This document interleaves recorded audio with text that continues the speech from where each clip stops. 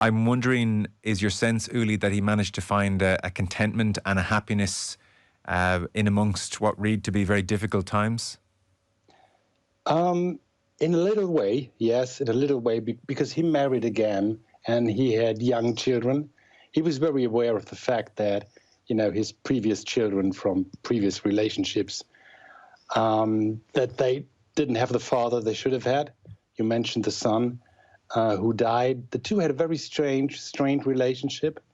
So that was one aspect of his later life where I think he found some form of contentment.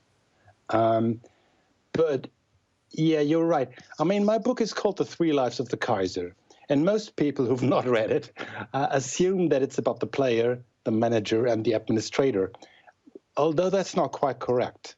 We can talk about his playing career later on, but what I meant with The Three Lives was that he was an outstanding player, admired by everybody, but not really loved by the German public, not in the way they loved some other German players. Then he became this incredible icon of the German game after he returned from America, in a way as a changed man, but also during his absence, we'd realized what we'd missed, So he then became, one of the craziest things is that Kaiser at that point was no longer enough, There was just too small a nickname for him. So he became the shining light of German football, if you can imagine that.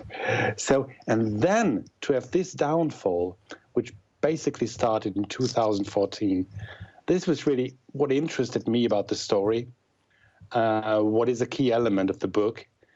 And it's also something that hit him very hard. Not so much that he must have feared of losing popularity or whatever. He was not, despite being the most prominent, popular German of his generation, he was not that much after, the public's admiration and things like that. What really, really hurt him was the feeling that people said he had done something wrong.